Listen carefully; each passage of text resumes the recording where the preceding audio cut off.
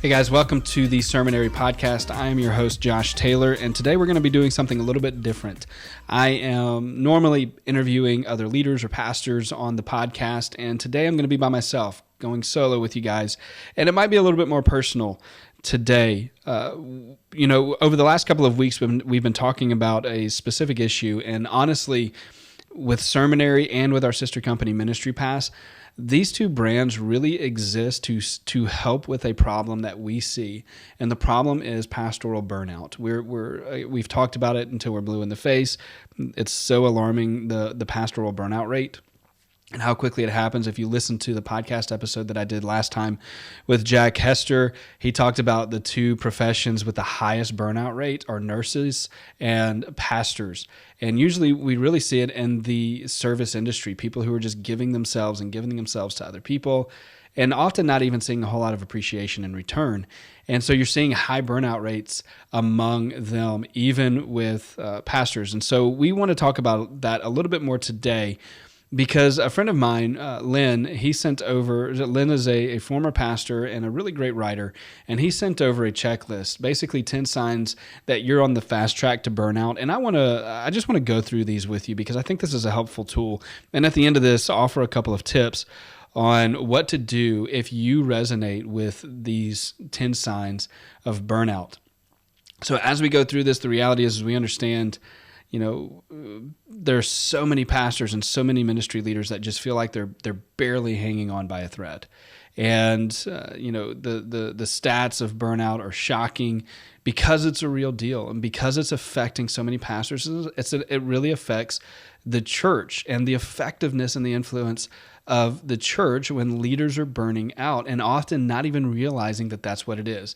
For me, I went through that. I was in pastoral ministry for 15 years, most recently as an executive pastor for 11 years, and I went through a burnout process a couple of times, not realizing that that's what it was. And then finally, at the end, and I don't know if it came with maturity or just the right leaders around me, realized I'm burnt out.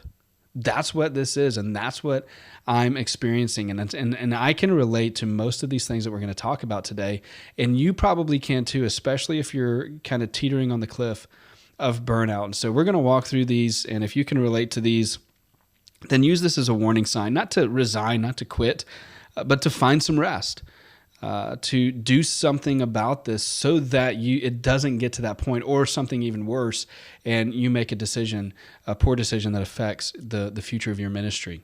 So here's the first one. You're out of gas. You feel out of gas in every way possible. You just feel empty. You're spiritually weary. You're physically spent. You're emotionally exhausted. You're creatively void. You have writer's block every time you sit down to write a sermon. Your relationships are suffering.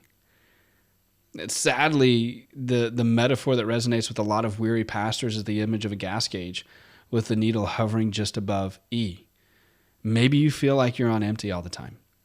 And maybe you feel like there's nothing left in the tank and it's not filling up fast enough. You just feel spent all the time. The next one is your experience is nothing short of short.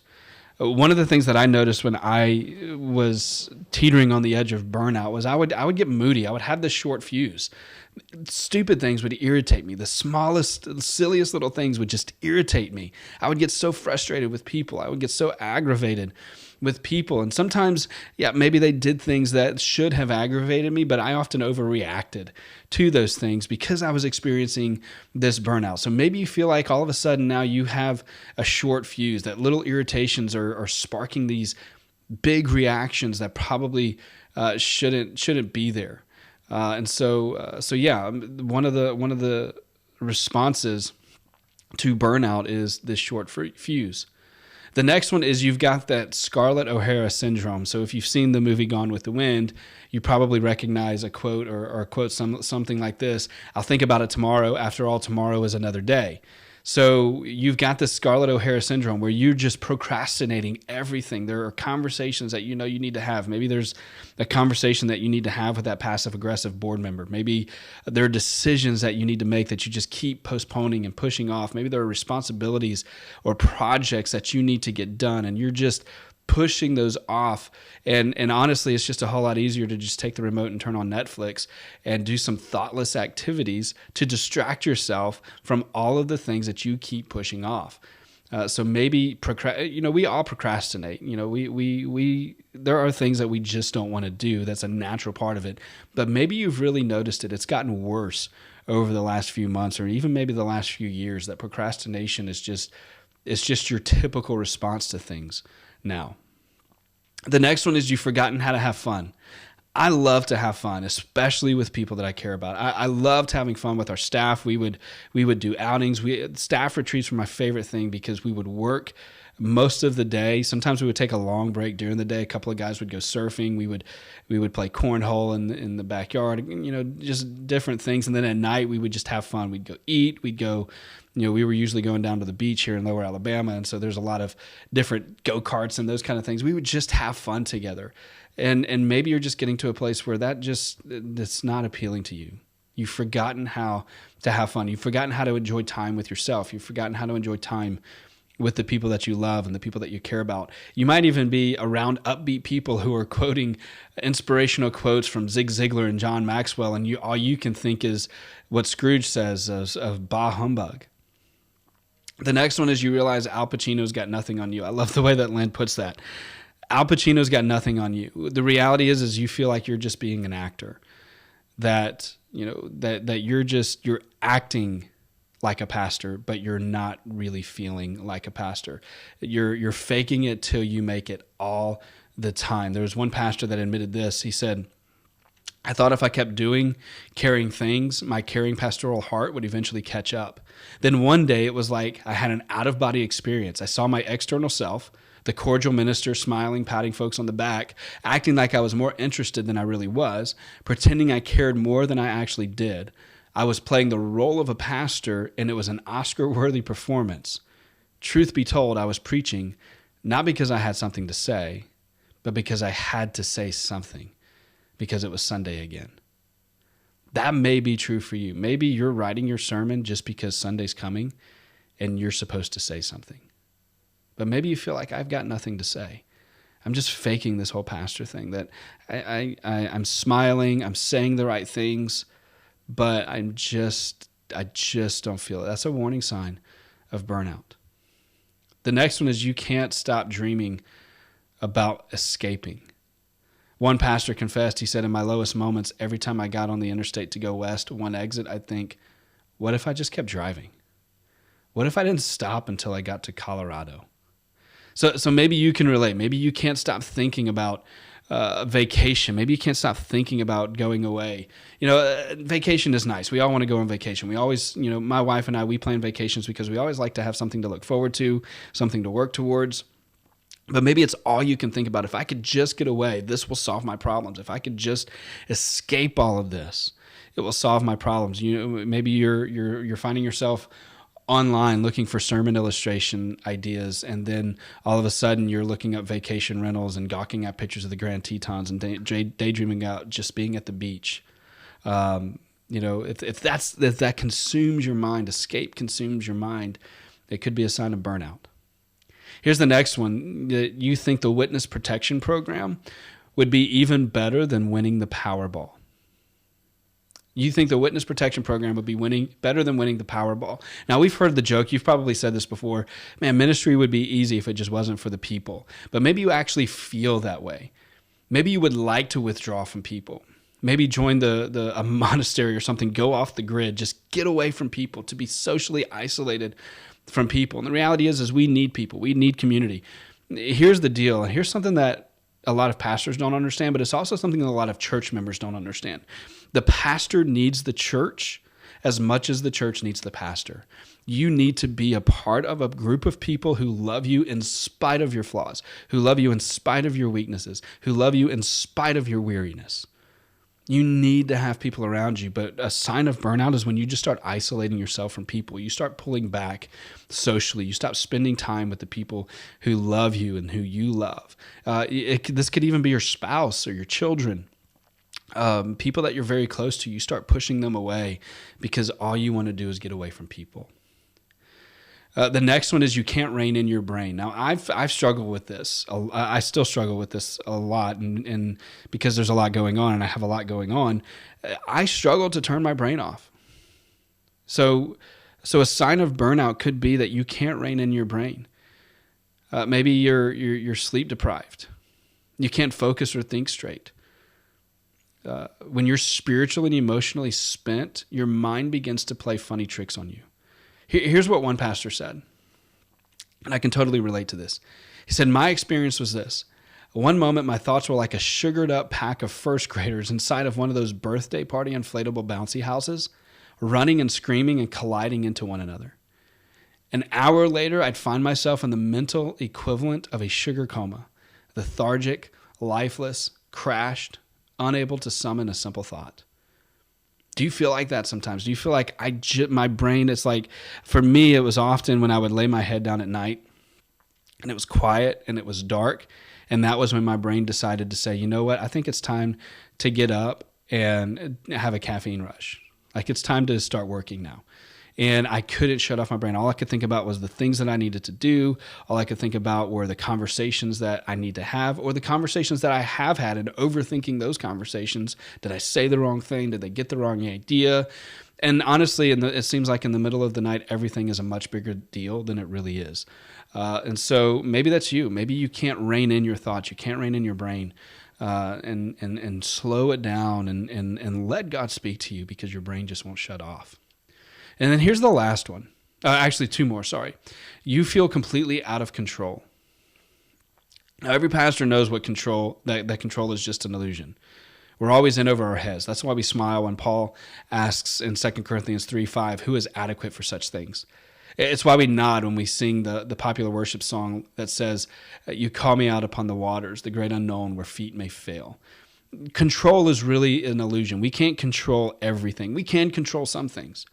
But the burnout that we're talking about is a different beast. Some feel it for months on end, like they're being swept down a raging river, just trying to avoid drowning, trying in vain to splat against a boulder. You feel like you're constantly just trying to keep your head above the water, and this just goes on and on and on, and there's no end in sight, and it feels like chaos and all the time. Maybe you feel like that, and that is a sign of burnout. And then the last one is you're apathetic. You don't care much. And I think this is probably the most dangerous one of all. Here's what one pastor admitted. He said, I remember one particular staff meeting in mid-May. Our children's minister eagerly shared her summer plans for helping kids grow in their faith. Our students spoke next, one-upping her with the glowing details about mission trips and youth camps. And in that vortex of enthusiasm, here were my honest thoughts. I don't care about any of this. Now, understand, it wasn't that I didn't believe my colleagues were pursuing eternally important ventures. They were planning good, God-honoring things. Personally, I just couldn't muster up any kind of excitement. I couldn't even summon the will to fake like I cared. That's when I knew I was in big trouble. Have you felt like that before? Have you felt like in all the celebrations that are happening around you, you just feel like, I don't care?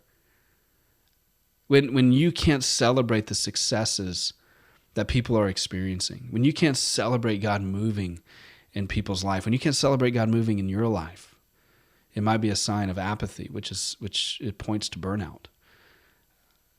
Here's what I want you to do. I want you to go back and listen to this podcast, or we're gonna post these 10 things on our blog as well. And I want you to evaluate this just personally, just by yourself. Go through these things and evaluate. Am I experiencing these things? Just be completely honest with yourself. Am I experiencing these things? If you are, here's what I want you to do. I want you to go back and listen to the podcast right before that, before this one with Jack Hester, because he talks about how and why you should take a sabbatical, but he gives some practical tips on how to do it. Look, I know most of you that are listening to this, when you think about taking a sabbatical, you think it's impossible. You don't have enough staff members. Maybe you're the only staff members. You're bivocational, whatever it might be. You feel like taking a sabbatical and just getting away is just not possible. Here's the reality. There is so much more at stake than you taking 4 weeks off. There's so much more at stake than you not preaching for 4 weeks. The long-term effect that this is going to have on you will cost a whole lot more than you being gone for a few weeks from your church, to rest, to recharge, to let God speak to you, to be refreshed. There are some practical ways that you can have somebody else step in for you, whether it's people in your church, whether it's other pastors that you know, maybe it's younger guys and that are in school that want to preach. Maybe it's your youth minister or your children's pastor or whoever it is. There are people that can pick up the slack for a few weeks, and things might not go great. Things might be a little bumpy and a little rocky, but I guarantee you, if you don't take the time, there's so much more at stake than what's there. So what I want you to do first is evaluate these 10 things, evaluate your life against these 10 things and say, am I experiencing this? If you are, you're probably on the verge of burnout. Second, I want you to go back and listen to the episode with Jack Hester if you haven't already. And even if you have, I would go back and review it. And then here's the third thing. I want you to send this episode or the blog post to someone that you trust. And I want you to send it to them with this message. Can we get together and talk about this in the next 24 to 48 hours? And then share with them. Maybe it's somebody in your church. Maybe it's another pastor friend of yours that understands what you're dealing with. Maybe it's an elder or just a mentor, somebody that you trust. Send them this episode, send them the blog post, whatever it is, with the attached message. Can we get together and talk about this in the next 24 hours? I want to leave you with this. And Lynn wrote this at the end of this message he sent me. He said, the Scottish preacher George MacDonald said that all things are to lead us home to God. Even burnout can be a blessing if we recognize it in time, address it, and learn from it. So pastors, we're praying for you. If you're a ministry leader, if you're a church leader, if you're a leader of any sort, we are for you.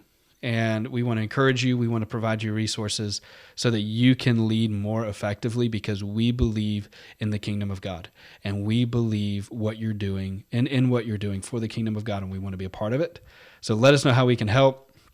That's why we exist. We exist for you. We exist so that you can do your job better, so that the kingdom of God just ignites throughout our land. So I'm going to end there because I could go on this forever. And I love you guys. I appreciate your time and looking forward to seeing you on the next episode.